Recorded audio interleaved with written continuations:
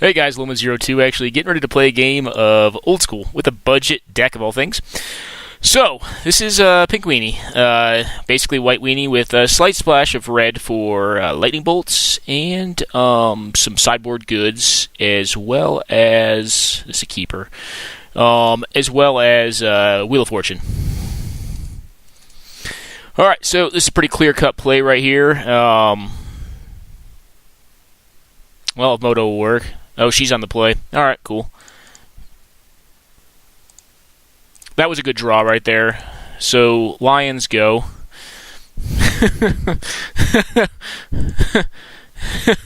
Yeah, it's true. Yeah, this deck, well, it doesn't win extremely fast, but it wins pretty quick. Alright, she's going to draw. Library of Alexandria is like one of the best openers in this format. Out of Era is land. Doubt she has 4 spike in her deck. If she does, I'll get punished for it. It's fine. I think she's playing blue-red burn.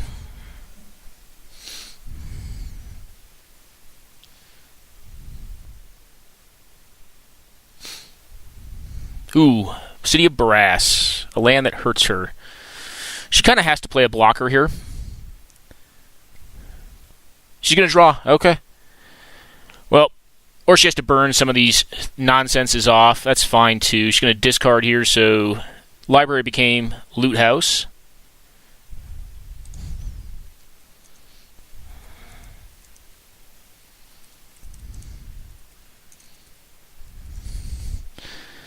Well, not specifically this deck at request of viewers, but I'm going to play this pre-combat. It could prompt a counterspell. If it does, cool. What I'd like to do, though, counterspell is fine by me. Okay. Well, it's not like a mana drain. I think I'm okay with that. She may have Earthquake in her deck as well, which is not as good for us. The question becomes, do we go for... Alright, she's drawing still. Do we go for an EOT Lightning Bolt to reduce the clock? Maze of Ith is kind of annoying. So if I hit land here, I'm in a good place. I think I actually do. Even though I do think the Lightning Bolt is good against her Mishra's Workshops and her Serendib Afrits, she can counter this if she likes. But if she does, and I draw land, then I just Armageddon the board. I think the right play is just a Knight here. If she wants to mana drain this, that's cool. Okay.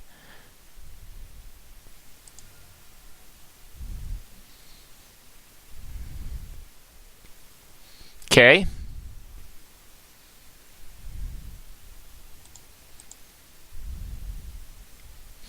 So we'll only do 2 here, which is meh. It's fine.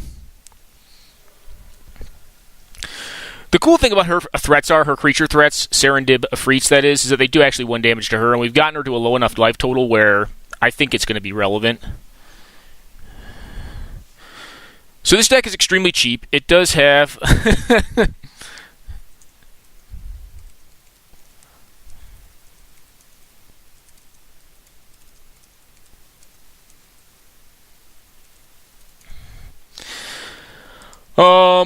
Alrighty. I'm going to conceal the land, attack here, and see if I can get her to bolt something.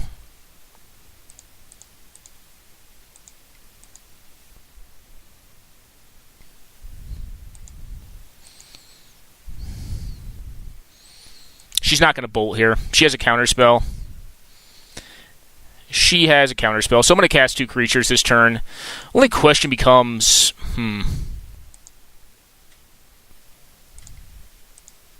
just cast a 1/1 out. If she has... Here's what I got to hope. She doesn't have Earthquake. Counterspell? Yep.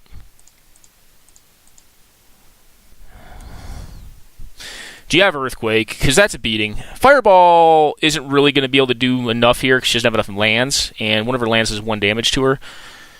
So we've sucked down 3 counterspells. So there's 1 counterspell, 1 mana drain, and up to 1 power sink, but I doubt she runs that. She may or may not. I don't think she runs Spell Burst. Okay, Mox Ruby. Cool. Well, she's got to go for the Gusto now. Is this going to be an Earthquake? That would be Savage. That would be the breaks. I mean, that's kind of... Well, actually, Earthquake... It wouldn't be Earthquake for this much. So what is she casting? A Fireball? Fireball could be it.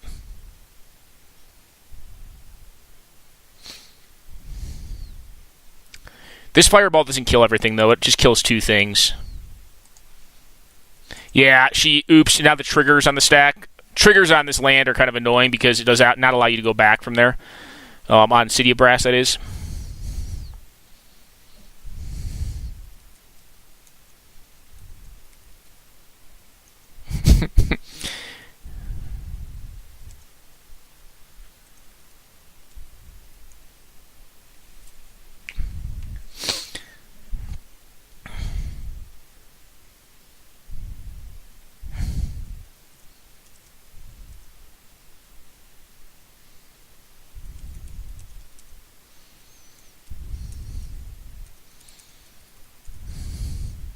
You can still do it.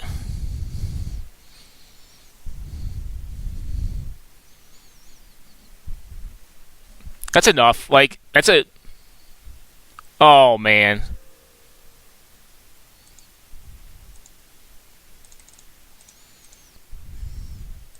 And here's the power of Geddon. Armageddon.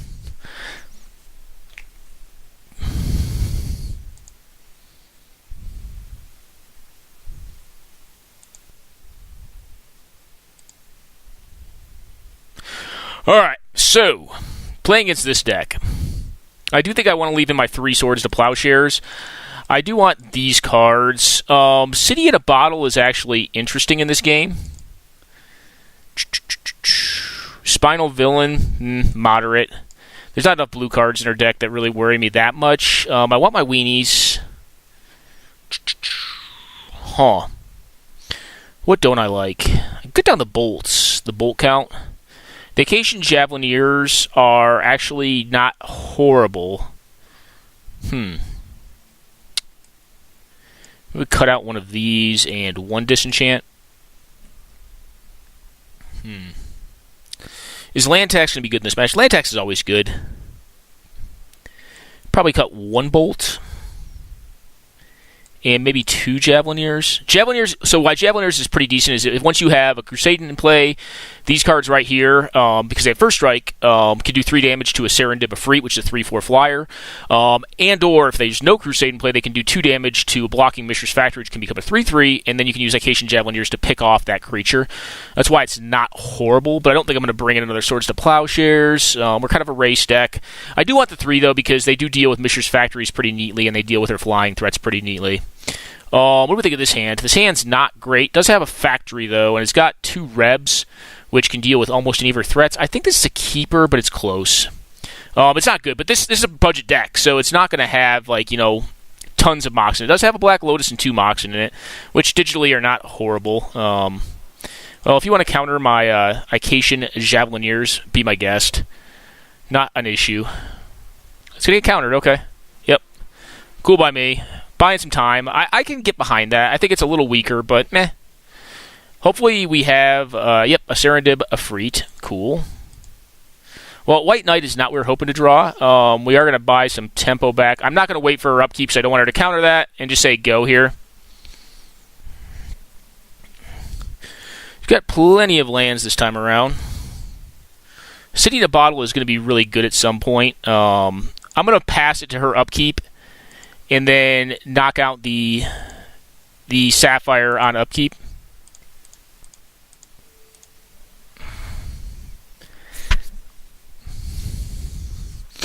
If she wants to counter on her upkeep, that's cool by me. She looks like she will. Nope, going to float. Okay, she's going to Ancestral Recall herself. That's good. Nope, okay.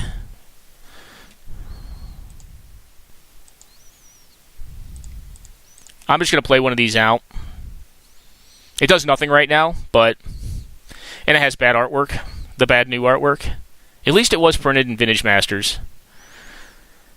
She may counter this. I mean, it does limit her threats. Knocks on her Cities of Brasses. It's not horrible. She could just shatter it as well.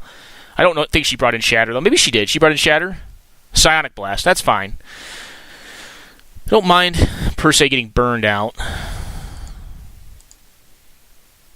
Well, still a nothing.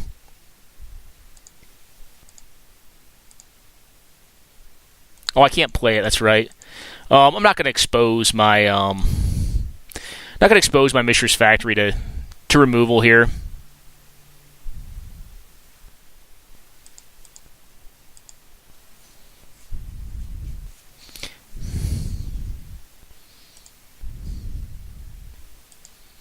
Oh, Preacher. Yet another card that does nothing. Draw has not been good this game. We have to hope that the City in a Bottle is at least limiting our plays.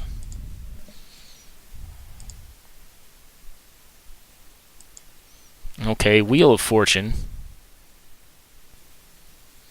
I think here I'm just going to discard a Preacher because I don't think the Preacher is going to be good in this matchup because now that I have City in a Bottle and a secondary one in hand, they're not really doing anything. This is one of the issues with these budget decks is because they don't have good draw and filtration is obviously at a premium. They tend to be a little weaker. I'm just going to play out a creature card. If it gets countered, that's fine.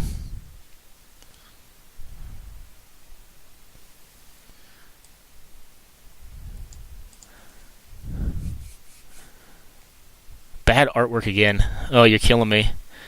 I had to think for a second if it was Remove Soul or Essence Scatter that was printed in Legends. It's Remove Soul. I actually forgot about that card, but it has much different art than this. It has like the skeletonized guy on it. And you get bolted. Okay. Nope.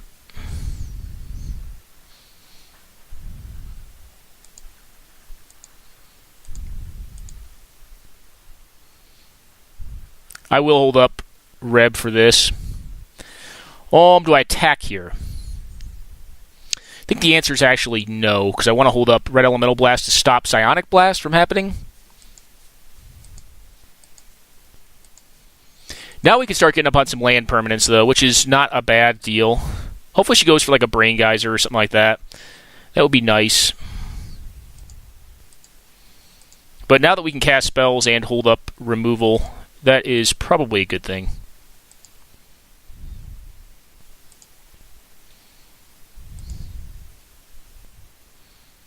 Get 2 plains and a mountain. Start thinning the deck out. That was a solid draw, if we can resolve it. I'm actually not going to play a threat this turn. I'm going to discard the City in a Bottle, and I'm going to discard a Plains. Reason being, I want to leave up dual Reb, and I think I can get to a point where I can Armageddon and just close this game out. So I think by discarding this and this, I'm going to be in a better spot. Now I'm probably going to have to expose another land to get in here just to leave up Reb. Because I expect she'll try to go for something this turn. Time Walk? Yeah, okay.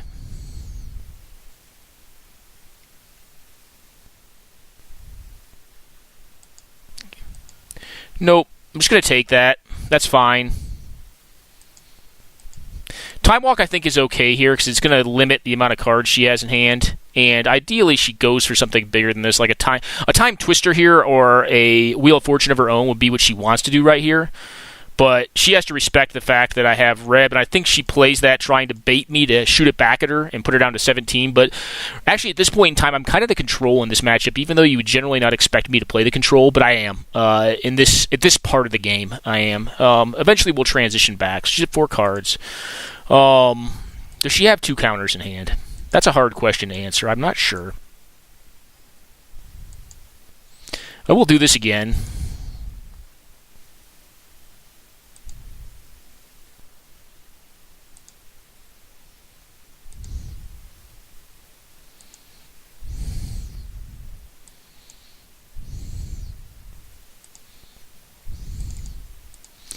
We'll throw out some counterbait for her.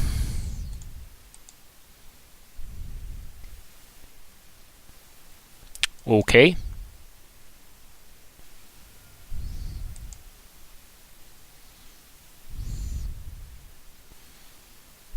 Oh, Really?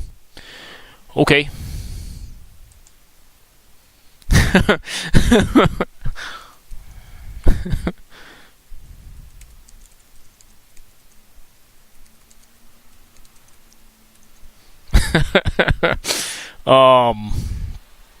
Yeah. I don't probably ever want to cast that, so I'm going to keep the lands in my hand.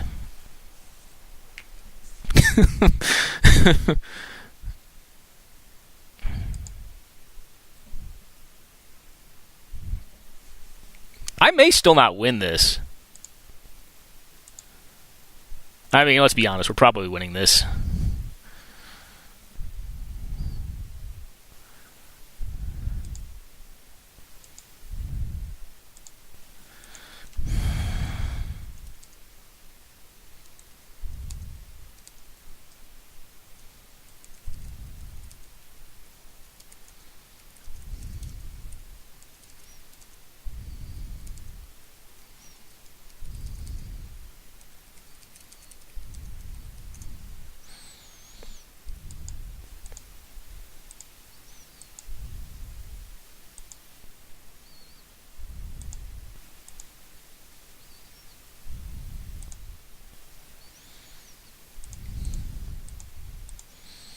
Alright, permanent source of damage, and go. And hopefully she doesn't draw, like, I don't know, Black Lotus. Actually, she could probably...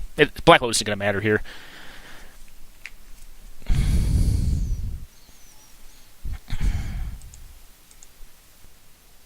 Yeah, she's saying she probably could have killed me. Which is probably true.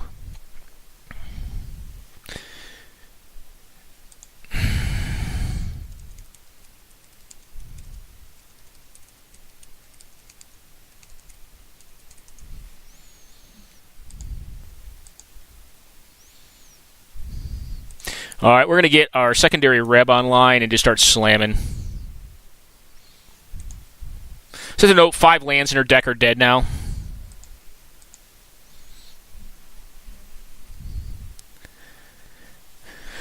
Alright, I'm going to do nothing here. So Geddon kind of ended the game here. Just start bolting.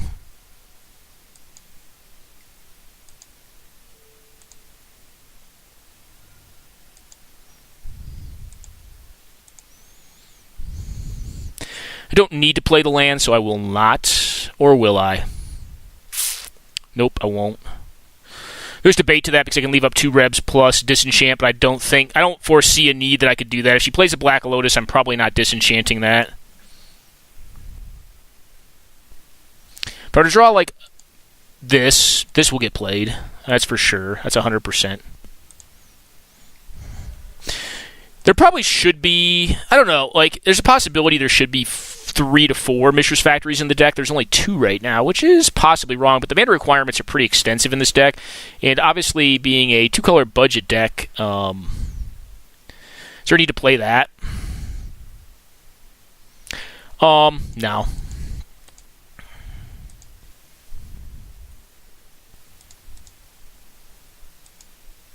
So, this game here is for Lexi the Neko, or the Nico. Sorry, man, don't know how to enunciate your name. I'll do a deck tech immediately following this, but this is a budget old school deck. You obviously don't need to play Black Lotus. It hasn't really been highly relevant in any of my games I've played so far. And there you go. That's the match win. So... yeah, there's the Psionic Blast, which you actually could have countered. So, like, I think it was some combination of Psionic Blast she had in her hand. This is the deck. So this is a European-based version of Old School with only a Singleton Strip Mine. This deck, I think, gets a lot better once it starts getting multiple copies of Strip Mine because it's an aggro deck, and aggro decks tend to be benefited by that. So unlike, a deck like the deck, this deck is trying to end the game fast, and is really not a card advantage engine, but more so a damage engine. It's a tempo engine. 3 mountains, 4 plateaus, the remainder plains, and the 17 pile right here. 2 factories as specified during gameplay, as well as 1 strip mine, which is the legal amount for European Old School. The deck itself. So it splashes, as I said, red for Wheel of Fortune to get some card advantage because this deck will tend to dump its hand relatively fast. And Lightning Bolt because, in these colors, it's the second best piece of removal. Plus, it is direct damage, which is not irrelevant. I would say more often than not, Lightning Bolt in this deck is going to be direct damage because most of the best threats that you're going to need to remove are going to require Swords to Plowshares, or some combination of like blocks on first striking attackers, be it Order of Letbear. And this version also allows Fallen Empires, obviously, because Order of Letbear is a Fallen Empires card. I believe there's two. Ication Javelineers are also FE cards.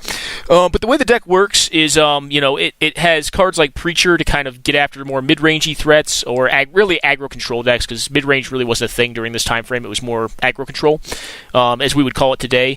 But it can generally steal, Serendib, Freets, or Djinns from an opposing player to allow you to kind of out-tempo them.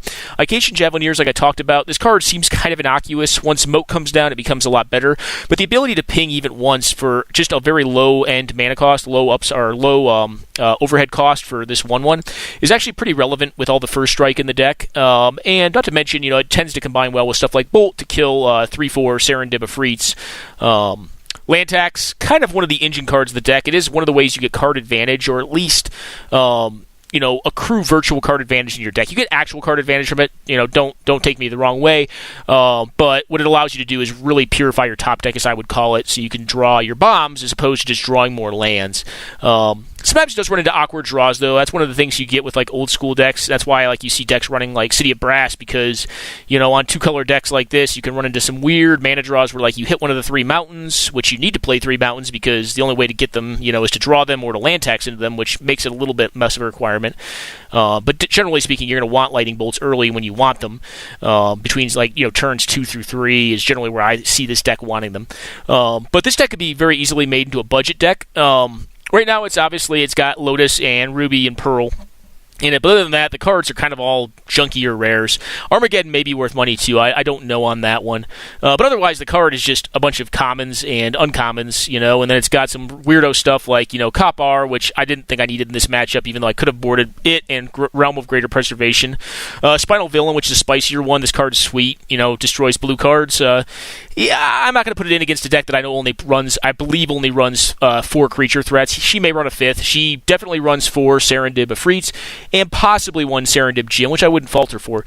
2 Blood Moons have ugly art in here, but there is no real Blood Moon art, the original The Dark art on MTGO, so I thought they're the best looking ones. I don't know. You could argue me on that. Another Preacher against the creature-based decks. Generally, Preacher's going to be good against Urnum Geddon style decks. Dust to Dust, there are Artifact Prison decks in the format, and you generally will want stuff like Dust to Dust just to deal with multiple things, and it actually has card advantage as well. City in a Bottle, you saw me sideboard that in because it kills probably 5 of her lands and kills all of her creature threats with the exception of Mishra's Factory, which makes it a very potent card. But this is Pink Weenie. I guess I'll hit up a few other things. So this is a Crusade-based deck. Not all the decks will run Crusade. This one does, because I think it's good enough, and I think it's an uncommon enough archetype that you can get away with running it. And if you run into the mirror match, what you'll tend to do is take out, all 3 of these to bring in Preacher, to bring in 1 Swords to Plowshares, and possibly a Dust to Dust. I don't know. That's iffy. It's kind of iffy on what you bring in there. Yeah, maybe I don't know, the right number of Crusades may be 2, or we may need to put another sideboard card in that's good against the mirror. So we really don't want Crusade in that matchup. That's a horrible card to have in your deck. It's actually just benefiting both of you. Disenchant, 4 of. Honestly, I think it's probably the best removal in this format. Probably better than Swords to Plowshares, actually. I know that's kind of... It sounds sacrilegious to say. It's not a better card, but I think it's better in the format, actually. That's why there's 4 as opposed to 3, because it's more common to see artifacts than it is creatures, and, some of the best threats in the format are also artifact creatures, so Mishra's Factory, Disenchant deals with. Yeah, Swords to Plowshares does too, but Disenchant will deal with a Mox, it'll deal with a Blood Moon, it'll deal with, a Land's Edge, which is not on MTGO. It'll deal with a lot of different stuff that it can get you out of. Underworld Dreams, you name it. There's a lot. It could even knock out an Unstable Mutation to kill a threat. After it gets -1/-1 counters on it, it does a lot of stuff. So this is Pink Weenie. It is a budget old school deck option. On MTGO, it's relatively cheap. You can cut the Black Lotus and the Ruby and the Pearl, which are probably the most expensive cards, but in the alternate art, I don't even think they're that bad. And if you were just to put an additional land for the Black Lotus and like the Ruby, because the Pearl I know is pretty cheap. I think Pearl and Ruby are really cheap, like $5 a piece. Lotus is probably like a $40 to $50 card. I don't know off the top of my head, guys, but if you were to cut the Lotus and just put another Plains land in here or another Mishra's Factory, you'd be fine.